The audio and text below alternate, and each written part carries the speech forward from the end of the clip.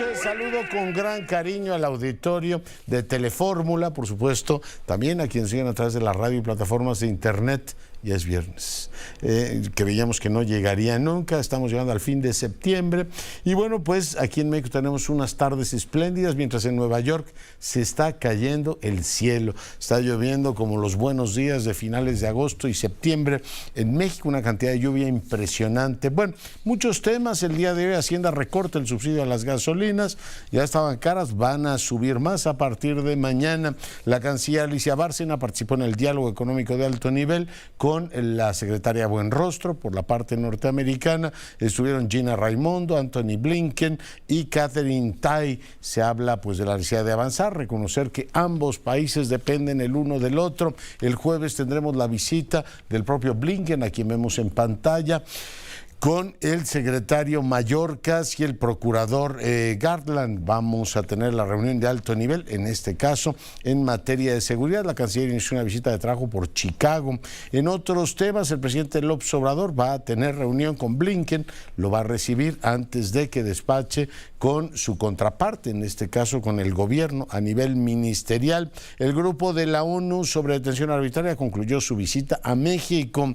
Hacienda informa que en agosto la recaudación tributaria aumentó bastante respecto al año pasado. El que se nos cayó fue el IVA y por supuesto los ingresos petroleros, que siguen en una situación ciertamente complicada. Lo que sigue alimentando la maquinaria de ingreso del gobierno es lo que usted paga por impuestos sobre la renta. Fundamentalmente, bueno, pues es una cuestión que le permite al gobierno, reitero, es nuestra obligación, todos debemos incrementar o aportar a las finanzas públicas. Lo que estaría bien es que nos lo agradecieran de vez en cuando, ¿no? Y no dijeran, es que el presidente paga o el presidente da. No, lo pagamos nosotros y el erario público está como está, entre otras por usted que trabaja y por supuesto paga impuestos. El lunes se anunciarán los nombres de los funcionarios que se bajan del gobierno federal y quiénes serán sus sustitutos. Movimiento Ciudadano define sus tiempos y abre la posibilidad para que Marcelo Ebrard, o deja abierta la ventana, pueda ser su candidato. Se pone interesante el asunto. Platicaremos del tema. Xóchitl Gálvez se reúne con migrantes y les promete la defensa. Aquí en la capital, García Harfuch se reunió con 1,500 mujeres y le dieron un apretón que no se le va a olvidar en muchos años. En la segunda votación, ahí en el Congreso de los Diputados en España, el señor Feijóo no reunió los votos suficientes, a pesar de haber ganado las elecciones, no será presidente del gobierno. Y también le informo que murió Dianne Feinstein a los 90 años. Pausa, volvemos. La investidura de Alberto Núñez Feijóo, el líder del Partido Popular, recibe el rechazo del Congreso en la segunda votación. Votos a favor del candidato, 172. Votos en contra. Silencio, estamos. Silencio. Votos en contra del candidato, 177. Un voto nulo. 177 noes y 172 síes. Un voto nulo, el de un diputado de Junts. Sí. El resultado es el esperado. Núñez Feijóo no llega a la Moncloa. Se cierran 3 días de debate en los que el líder popular le ha reprochado al presidente del gobierno y líder socialista Pedro Sánchez su silencio en el Congreso y sobre las concesiones que podría hacer a los independentistas por su investidura. ¿Amnistía sí o no? Yo digo no. ¿Y usted? ¿Referéndum sí o no? Yo digo no. ¿Y usted, señor Sánchez? Ahora la presidenta del Congreso comunicará al rey el resultado de la sesión de investidura para que el monarca vuelva a abrir una ronda de consultas y proponga, si es posible, un nuevo candidato. Si no hay presidente, a final de noviembre se convocarán nuevas elecciones. Pues así está el tema. Y bueno, si estuviéramos en América Latina, seguramente Feijóo estaría ya convocando a bloquear la castellana y diciendo que le robaron las elecciones, un fraude. ¿Por qué? Pues finalmente él ganó las elecciones, pero al mismo tiempo el propio sistema fija sus reglas y dice, si no tienes suficiente apoyo parlamentario, pues habrás tenido más votos que los otros, pero los otros consiguieron más socios parlamentarios. Esa es la regla y así se va a seguir. Así funcionan las democracias, también con un principio de lealtad de todos los que participan en por supuesto, el juego político. Le adelanto que en un instante voy a conversar con el embajador Cassio Luiselli. Él ha escrito un libro muy interesante, sus memorias, Desarrollo, Diplomacia y Políticas Públicas. En un instante voy con él. Antes, Laura Cardoso, cuéntanos qué apretón le dieron hoy a Harfuch. Buenas noches. ¿Qué tal, Leonardo? Buenas noches. Pues fue, yo creo que más que un apretón, porque realmente se vio pues complicada la situación, porque estaba rodeado de mujeres, apachurrado por mujeres, toqueteado por mujeres, fotografiado por mujeres. Es decir, es que se reunió con 1.500 de la capital del país y desató la euforia. Al término del evento se arremolinaron para verlo, para sacarse una selfie, para sonreírle de frente. En la Expo Reforma, quien nos está viendo por Telefórmula puede ver las imágenes, quien nos está viendo a través de radio, pues pueden ver a un Harfuch realmente asustado porque estaba rodeado de todas estas mujeres y tuvo que ser rescatado. Oye, le han tocado lidiar con criminales, ahora con su partido que le están echando ahí fuego interno, pero dicen que todo es muy amigable y no luchan por cargos, pero esta ciertamente marea femenina lo ha puesto más nervioso, Laura. Sí, y es que tuvo que ser rescatado por su equipo de seguridad y prácticamente salió escupido hacia un elevador, que es donde ya le estaban esperando más integrantes de su equipo de seguridad, porque no pudieron controlar a estas mujeres que desde que llegaron 2 de la tarde más o menos, estaban preparadas para esto y para más, porque realmente no escucharon los discursos, solo gritaban, llevaban sus cartulinas. Es que prácticamente lo han convertido en un objeto de deseo entre todas esas mujeres que lo siguen a cada evento, que va a su club de fans, porque tiene un club de fans oficial y además ya se crearon más clubes de fans. Sí, una amiga mía ya se apuntó al club de fans. Oye, pero bueno, sí, ciertamente. Ahí hay una cuestión, digamos, no simétrica del todo. En este caso es un varón y mostraron esas muestras de afecto. Tú dijiste un verbo muy selecto, toquetear. Ciertamente al revés sería inadmisible, ¿no? Imaginar que a la gobernadora de Baja California o de Colima le hicieran eso, pues no sería en absoluto apropiado. Laura. Pues sí, de hecho ahí vemos la imagen de un señor que le pide que se saque una foto con él y él le dice no, de plano no, o sea, prácticamente le dice, ¿cómo crees que aquí? ¿No? Y como ya te comentaba, se ha conformado todo un movimiento alrededor de... ¿Y qué le dijo? ¿Cómo cree que sí? Pero por supuesto quiero mi selfie, papucho. Pues sí quería su selfie porque... mira, Omar García Harfuch es carne de memes, pero de los bonitos, esos que desatan sus atributos estéticos, físicos y sociales. Hoy todas le decían papucho, le decían mi amor, le decían yerno, le decían... Oye, ya no sigas, se va a enojar López-Gatell, va a decir, oiga, ¿y a mí por qué no me adoran? Pues es que no tiene los mismos atributos. Claro que los tiene, Laura, tú no has visto bien.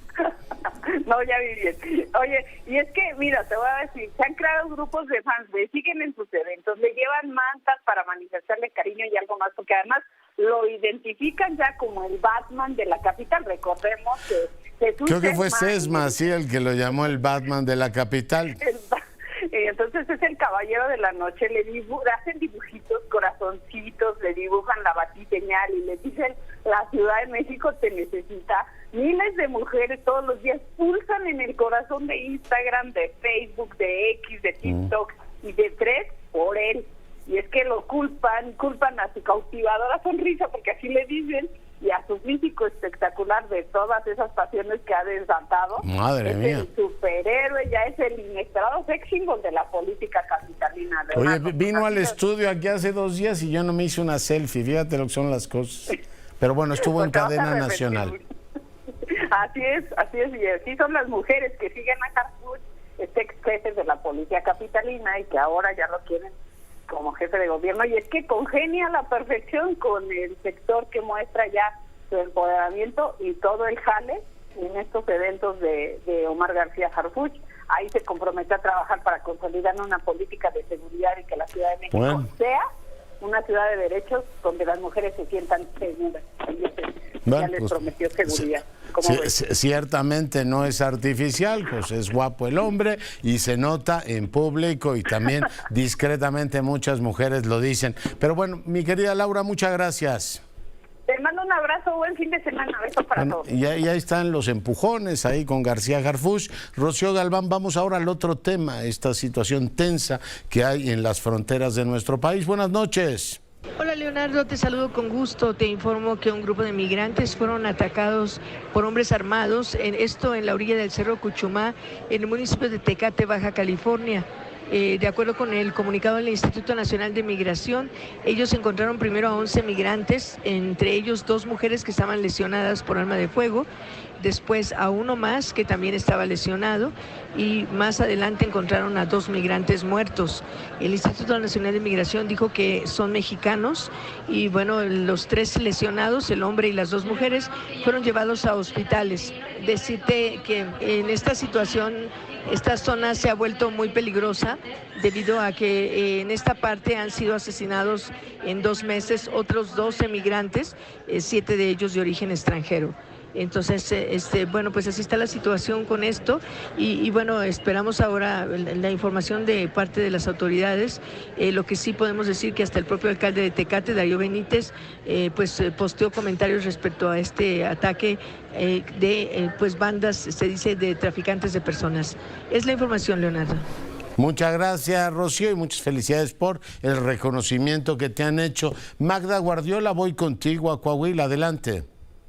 Gracias, Leonardo. Pues la oleada migrante no se detiene en esta frontera entre Coahuila y Texas. Siguen llegando miles y miles de personas migrantes, principalmente centroamericanas. Aquí en la zona fronteriza, pues la gente de Coahuila y también otros mexicanos de otros estados, principalmente del Bajío, pues se suman a esta oleada, a este cruce ilegal que se está haciendo y que bueno, pues nadie detiene, porque del otro lado prácticamente la patrulla fronteriza les abre el camino, les abre el paso para que puedan llegar a este primer filtro de procesamiento y luego ya de ahí ser enviado a otros lugares. El gobernador de Texas, Greg Abbott, culpó al gobierno de Joe Biden de la crisis en la frontera. Además señaló que la situación de Texas pues es peor que en Nueva York. Abbott estuvo en un evento organizado por el Manhattan Institute y bueno, pues ahí culpó directamente a Joe Biden de la llegada de 120,000 personas migrantes a Nueva York y dijo que esa situación tienen que irla a buscar a la Casa Blanca. Ayer estuvo en Eagle Pass, Texas, el empresario director de Tesla, Elon Musk. Ajá, y bueno, pues él prácticamente fue a dar un reconocimiento a los migrantes, dijo que la migración debe de ser legal y que deben de emplearse en Estados Unidos las medidas de migración legal, pero pues que no debía criminalizarse y ellos fueron principalmente los republicanos quienes llevaron a Elon Musk a este recorrido y bueno, pues parece que no le salió como ellos querían, como que querían que criminalizara el tema y no lo fue. Muy bien, pues Magda, te agradezco mucho el enlace, muy buenas noches. Gracias, buenas noches. Y doy ahora la más cordial bienvenida a un académico, servidor público y diplomático que ha navegado en 100 mares y atracado por lo menos en 100 riberas. Casio Luiselli, bienvenido. Muchas gracias, Leonardo, me da mucho gusto estar contigo y con tu auditorio. Oye, has escrito de la mano de Juan Carlos Domínguez Virgen un libro muy interesante que es Historia Oral y Memoria, es una buena combinación, pero te pregunto, a ti cuando te ofrecen identificarte por profesión, ¿qué prefieres decir? ¿Soy académico, soy diplomático o he sido funcionario público? Casio. Muy buena pregunta. Yo siempre, mi vida ha sido siempre a caballo de diplomacia, sector público y académico.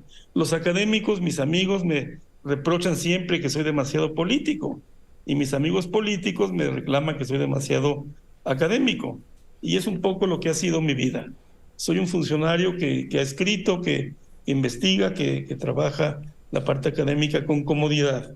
Eso diría yo. No soy un académico profesional porque no lo he trabajado así, pero estoy muy vinculado al mundo académico y me siento cómodo en la academia. Oye, para no ser académicos, has tenido reconocimiento del CIDE, el TEC te ha dado reconocimientos que ya quisiera el promedio del personal académico, pero usted se define como usted quiere, embajador Luiselli. Yo me refiero a usted como el gran diplomático que ha sido. Oye, es muy interesante que hayas decidido escribir tus memorias, porque no solamente optas por contarnos la parte política, hay un gran interés en leer esta parte del SAM, ¿no?, del Sistema Alimentario Mexicano, tu relación con López Portillo, con Colosio y todo lo demás, también le das un enfoque muy personal, desde tu origen hasta tu porvenir, desde, en fin, tu familia, la forma en que transcurrió tu infancia, hasta el porvenir que ves en Jimena, en tus hijas, etcétera. Casio, una combinación muy bonita.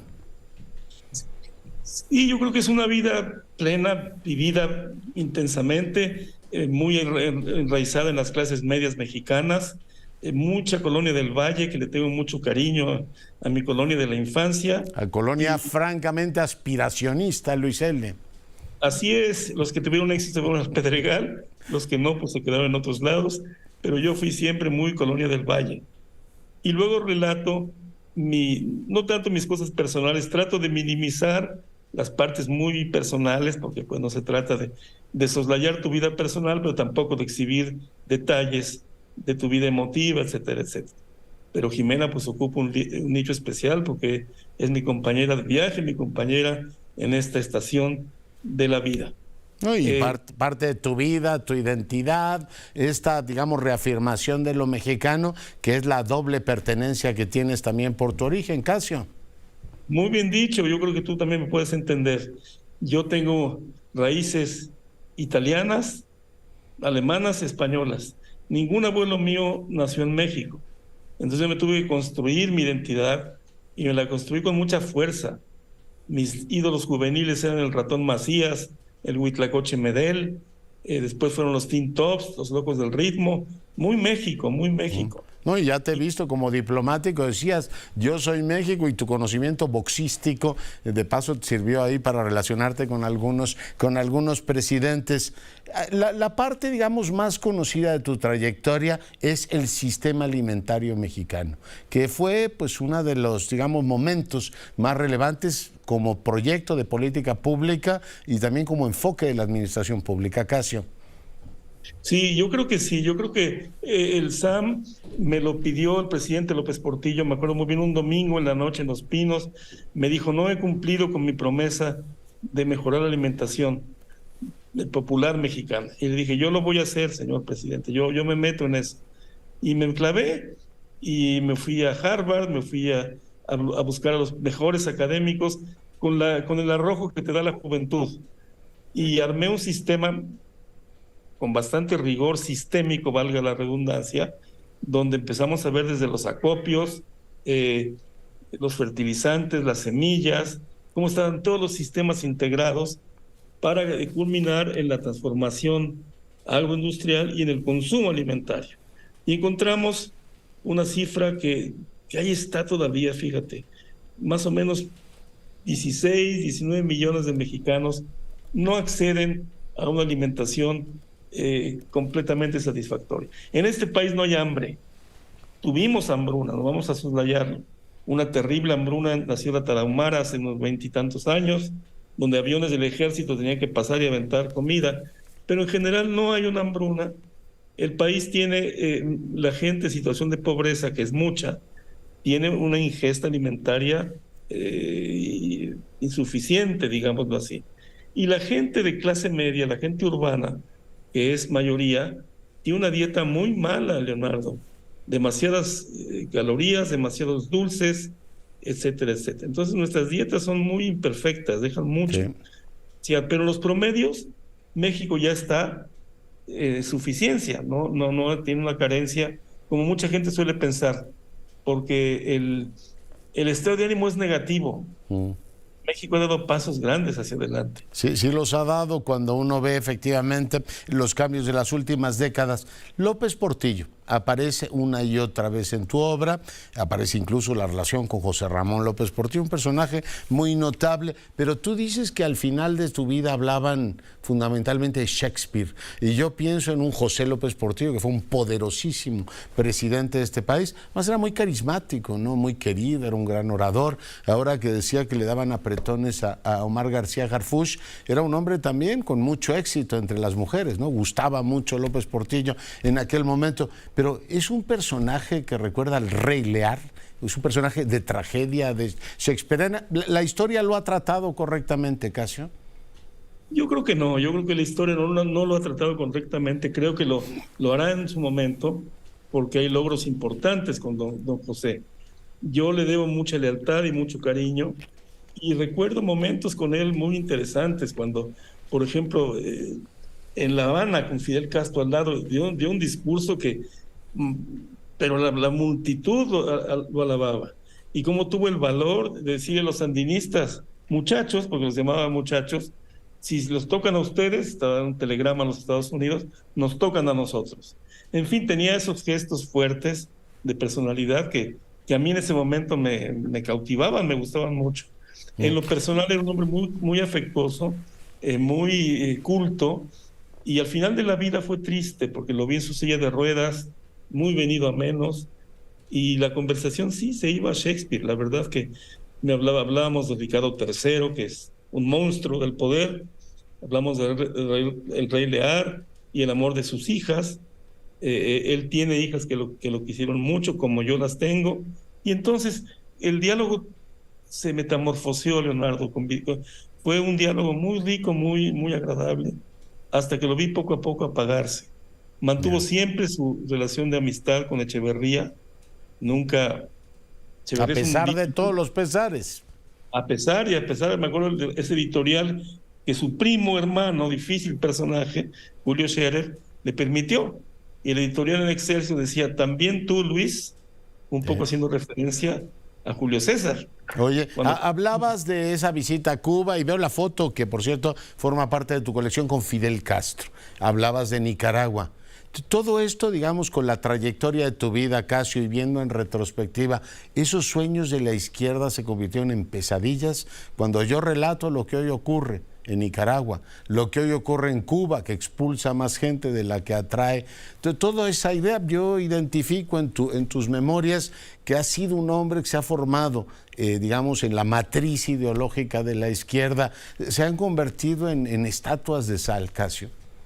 Totalmente de acuerdo, totalmente de acuerdo. Es una historia muy triste. La historia de Cuba es diferente. Además, debo decirte que a mí Cuba me toca muchas emociones. Jimena creció ahí y hay muchos nexos también personales con Cuba. En Nicaragua yo traté muy de cerca a los sandinistas, por instrucciones del presidente. Yo me pasaba largas horas en Managua hablando con ese personaje horrible, que es Daniel Ortega. Un hombre duro, un hombre antipático, y su tremenda mujer. Entonces, fue una gran decepción. Los sandinistas ahora siguen aferrados al poder, ya como dictadores, sin ningún proyecto que emociona políticamente, sino el poder por el poder. El caso cubano es distinto. Cuba es un país con mucho más hondura, con mucho más importancia histórica, etcétera, etcétera. Y claro, en Cuba tienes, desde la enmienda Platt, la saga cubana del asedio de Estados Unidos sobre ellos, una y otra vez. Entonces eso lo relato, lo pongo ahí. Y tampoco olvido que en 1914, en Veracruz, se metieron los Estados Unidos a México. Claro. Que también es un tema que hay que tener presente. No hay que olvidarlo, pero veía la foto esta con un Fidel Castro en pleno y López Portillo, por eso la mencionaba. He aprendido un montón con tu libro, la forma en que, por ejemplo, la diplomacia cubana se presenta en una América Latina en donde pues aparece sobredimensionada, ¿no?, respecto al peso real que tiene ese país. Ha sido embajador en Corea del Sur, en Sudáfrica y en Uruguay. Por donde has pasado hay premios Nobel, ¿no? En Corea del Sur, no sé si te tocó interactuar con el premio Nobel, después Mandela, y bueno, pues la experiencia en Uruguay, que por deformación profesional a mí me resultó particularmente interesante. Casio. Sí, bueno, mira, yo creo que sí, yo creo que la experiencia coreana fue muy marcadora. Yo me oponía mucho que me trataran como un país en desarrollo, un hermanito menor. Los coreanos son muy agresivos, muy seguros de sí. Y fue una embajada difícil, pero finalmente sumamente grata.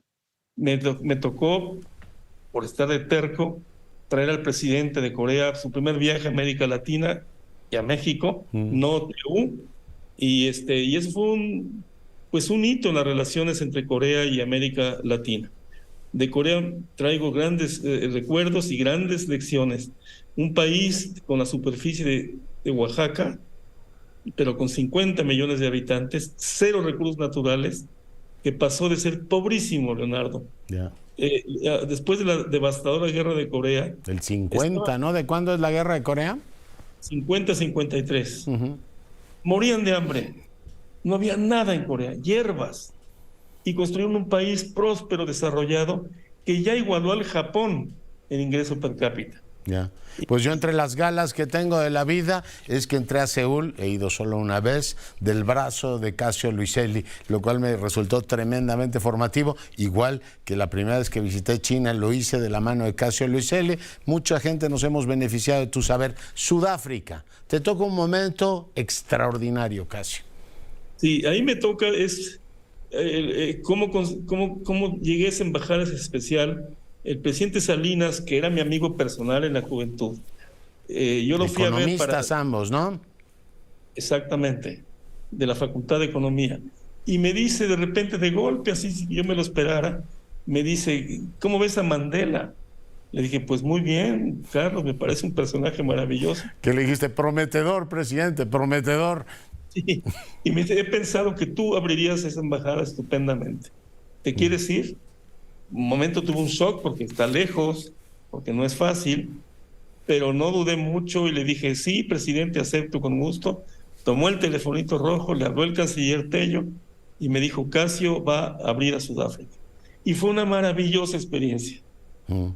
Conocer a Madiba fue una cosa increíblemente Te tocó especial. ver la historia. Oye, y es la foto que has elegido para la portada de tus memorias, ¿no? El saludo a Mandela. Después viene pues la embajada en Uruguay, que ya te tocó en tiempos de Calderón, ¿no? Que abre, pues, digamos, una etapa que en realidad siempre estuvo en tus inquietudes, esta fase latinoamericanista, que resulta, para quienes te leemos, tremendamente útil. Me está comiendo el tiempo, mi querido Cassio, ya ves cómo somos en los medios de comunicación, daría para que hablásemos mucho más. Te agradezco el tiempo, te agradezco que hayas escrito este libro y te agradezco que a lo largo de los años nos hayas enseñado tantas cosas. Pues muchas gracias, te lo agradezco de corazón lo que dices. Y aquí seguimos bregando, mi querido Leonardo. Aquí sí, seguimos. Señor.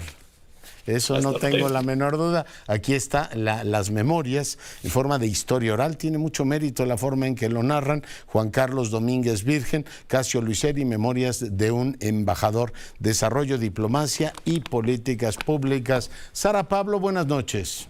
¿Cómo estás, Leonardo? Muy buenas noches.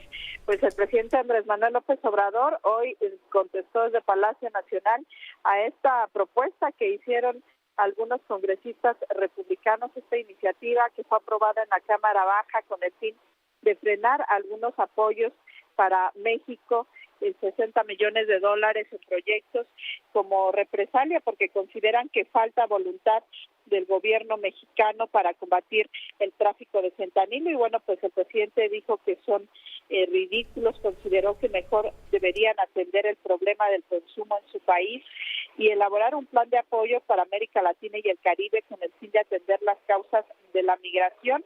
Dijo que debido al proceso electoral en Estados Unidos, políticos de ese país utilizan la migración y la crisis del fentanilo como propaganda vil y corriente, que hacen politiquería y que, bueno, pues deben más también de hacer su parte en el tráfico de... Oye, Sara, nos va a sonar la campana. Aguántame, regresamos y concluyes tu crónica. Volvemos. Son las 20:38 de este viernes, está terminando la semana y también el mes. Le comentaba que el secretario Blinken viajará a Texas y después a México, se va a reunir con el presidente López Obrador y por supuesto participará en el diálogo económico, participó hoy en el diálogo económico de alto nivel y el jueves participará en el diálogo sobre seguridad. Vienen Mallorca, Garland, viene también Sherwood Randall, ya una vieja conocida de México, y algunos otros funcionarios como el subsecretario Nichols y también Todd Robinson se van a unir a Blinken en este caso para el viaje a México. Sara, regreso contigo. Claro que sí, Leonardo, y bueno, pues en este marco justo te decía de las declaraciones de hoy del presidente López Obrador, que prácticamente pues decía que no había que hacerles mucho caso. Si te parece, vamos a escuchar parte de lo que dijo. Pero ya cada vez está más desgastada esta práctica tendenciosa, mentirosa, calumniosa. Por eso no hay que tomarlo en serio. Y van a seguir con lo mismo, ¿no? Y cada vez más atrevidos van a llegar a plantear que van a bombardear a México o cosas por el estilo, de risa. Son muy ridículos. Lo que en política es un consejo respetuoso. Respecto al tema de la... No se debe hacer en política, es el ridículo. Pues ahí lo que dijo Leonardo, y luego el presidente López Obrador empezó una gira por el Estado de México. En 7 municipios estará este fin de semana entre hoy y el domingo, con el fin pues de respaldar prácticamente a la gobernadora del Estado de México, Delfina Gómez, a 15 días de que asumió la gubernatura. Hoy estuvo en Tecámac, en Ecatepec, y estará el día de mañana en Texcoco, Chimalhuacán, Valle de Chalco e Ixtapaluca el próximo domingo. Ya hacía tiempo que el presidente pues no dedicaba todo un fin de semana para recorrer una sola entidad. Lo hace ahora con Delfina Gómez, que bueno, pues se ve que le tiene mucho aprecio. El presidente hoy también incluso pues anuncia que este pago que se hace de la pensión de adultos mayores, que normalmente se hace de manera bimestral, bueno, pues que podría ser que sea ahora mensual o incluso cada quincena, porque dice que pues ya están prácticamente levantados los bancos del bienestar, están las tarjetas y que bueno, pues ya no habría ningún impedimento. Después estuvo en Ecatepec, donde había pues unas 13,000, 14,000 personas, y ahí el presidente López Obrador pues anuncia justamente que desde los pozos del Aeropuerto Internacional Felipe Ángeles se va a trasladar agua a Ecatepec. Fue una solicitud que hizo la gobernadora, y que él ya habló con los ingenieros militares que es factible hacerlo y que habrá pues una cantidad de agua considerable. Hoy también Leonardo llamó la atención en Tecámac, que pues había todavía un ambiente festivo, pues un poco lógico, digamos, por la esperanza de un cambio, la expectativa que hay entre la gente, pero la presidenta municipal de Tecámac, Mariela Gutiérrez Escalante, a quien el presidente López Obrador le levantó la mano junto con Delfina Gómez, pues después ella le besó la mano al propio presidente López Obrador y quedó ahí pues esta... Así, beso como al Papa, arzobispal. Pues sí, casi, Leonardo. Bueno, no se arrodilló, espero, ¿no? No, nada más, pues el presidente les levantó la mano y luego ella le besó besito. La mano. Dice, bueno, muy saludable el besito en la mano para no contagiarse. Oye, preguntarte, sacó una entrevista que le hizo Ciro hace como 20 años, ¿va? Sí, una entrevista de la etapa del desafuero. O sea, hace 20 años de eso, ¿no? Se ve que no olvida, ¿no? Pasan los días y habla de lo que ocurrió hace 20 años como si hubiese ocurrido ayer. Sara. Sí, Sí, de hecho, bueno, pues le dedicó un buen tramo hoy de la conferencia justamente a hablar de este tema del desafuero. Incluso, bueno, pues pidió que se transmitiera esta entrevista también ahí en el Salón Tesorería. Sí, que se echó 10 minutos con eso, ¿no? Pues un poco más, se me hace un poco más, sí, porque se habló largo de este tema y bueno, pues en esta semana creo que él va tocado como unas 2 o 3 veces. Está buena esa para 8 columnas. Hace 20 años quisieron desaforar al presidente y no lo lograron. Desde hace 5 es presidente de la República, porque la democracia en este país funciona, Sara. Así es, Leonardo, y bueno, pues el presidente ha dicho que él perdona, pero no olvida, y bueno, pues siempre habla de sus adversarios, en este caso del expresidente Vicente Fox, que dice pues fue quien impulsaba este proceso de desafuero junto con otros personajes que él dice son de la oligarquía, de la mafia del poder, y bueno, pues lo recuerda continuamente. Muy bien, bueno, pues sí, ya recordar una entrevista de hace 20 años es mucho. Recordar particularmente, bueno, pues no fue una cita ahí al paso. Sara, muchas gracias. Hasta luego, buenas noches. Imagínense las reuniones familiares. Déjame que te cuente lo que ocurrió hace 20 y tantos años. Le dirán, pues eso ya lo habíamos oído, ¿no? Bueno, nos pasa a todos cuando llegamos a cierta edad. Es que, bueno, pues en este caso es la cadena nacional y es por la mañanera, ¿no? Están transmitiendo por todos los canales públicos lo que ocurrió hace 20 años. Por supuesto están hablando de él, que es el tema central de las mañaneras. Óscar Zúñiga, adelante. Este viernes la Coordinadora Ciudadana Nacional y la Comisión Permanente Ampliada de Movimiento Ciudadano aprobaron por unanimidad la convocatoria para los distintos cargos de elección popular. Al respecto, Dante Delgado indicó que esta será publicada el próximo 27 de octubre, señalando que ni abren ni cierran las puertas a nadie y candidatos externos podrán inscribirse, señalando que con Marcelo Ebrard hay una buena amistad. Nosotros ni abrimos ni cerramos puertas. El día 27 de octubre, 26 o 27, vamos a publicar la convocatoria para que todos los que deseen y estén dispuestos a cumplir lo que establece la convocatoria puedan participar. Que sea evaluado, como lo dice la convocatoria, en su momento se inscriben el día 3 de noviembre y el día 6 se dictamina la procedencia o improcedencia de las candidaturas que se presentan. Y en el caso de Liceo Marcelo y otros mexicanos muy destacados, son nuestros amigos. De tiempo atrás hemos estado en luchas, siempre hemos estado porque Movimiento Ciudadano está inscrito en el Polo Progresista de México. Agregó que la precampaña para quienes se inscriban comenzará en la tercera semana de noviembre y concluirá el 18 de diciembre, y el 20 de enero de 2024 se elegirá al candidato presidencial, indicando que el 50% de las candidaturas de Movimiento Ciudadano en todos los niveles son provenientes de la ciudadanía. Al menos el 50% de las candidaturas de Movimiento Ciudadano en todos los niveles, es decir, municipal, estatal y nacional, son provenientes de la ciudadanía, que tengan un trabajo acreditado en diferentes disciplinas, incluyendo el servicio público.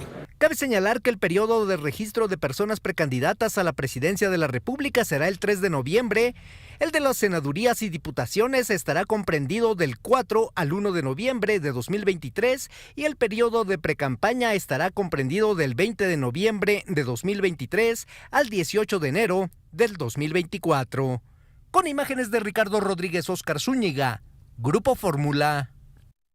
Gracias. Y bueno, pues veo en el Universal que debido a un accidente de tránsito falleció Carlos Alberto Ospina, quien se desempeñaba como director general, esto que en inglés llaman CEO, de Seguros Sura en México. Esto lo confirmó en este caso la empresa y lo está dando a conocer el Universal. Un mensaje en sus redes: Sura ofrece su solidaridad con la familia, los seres queridos y compañeros de Suramericana en América Latina. Esto tras la partida de de Carlos. Bueno, pues lo sentimos mucho, mandamos a su familia nuestro más sentido pésame. El día de ayer platicábamos, y en días pasados lo hicimos también, del documento, la famosa CURP con fotografía, un tema que está va escalando peldaños o avanzando en el debate legislativo, y le había comentado, le agradezco mucho que haya aceptado la entrevista, que íbamos a buscar un hombre que a lo largo de los años nos ha enseñado mucho sobre ese tema. Fue en su momento responsable del Registro Nacional de Población, el Actuario Herrero. Actuario, ¿cómo estás? Hola, Leonardo, qué gusto. Feliz de tenerte con nosotros. Oye, pues cuéntale al auditorio cómo estás viendo lo que están impulsando los senadores. ¿Es oportuno, no es oportuno? ¿Es factible, no es factible plantearse una empresa de esa magnitud en una administración otoñal? Sí, con gusto. Déjame darle contexto, Leonardo. Lo que están planteando es una nueva ley general de población.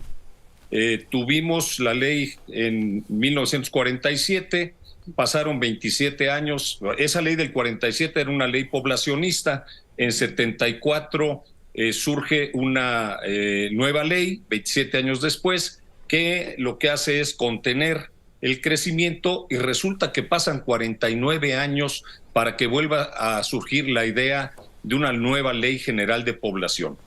Como tú bien sabes, es muy raro que un cambio de esta naturaleza se dé al final de una administración.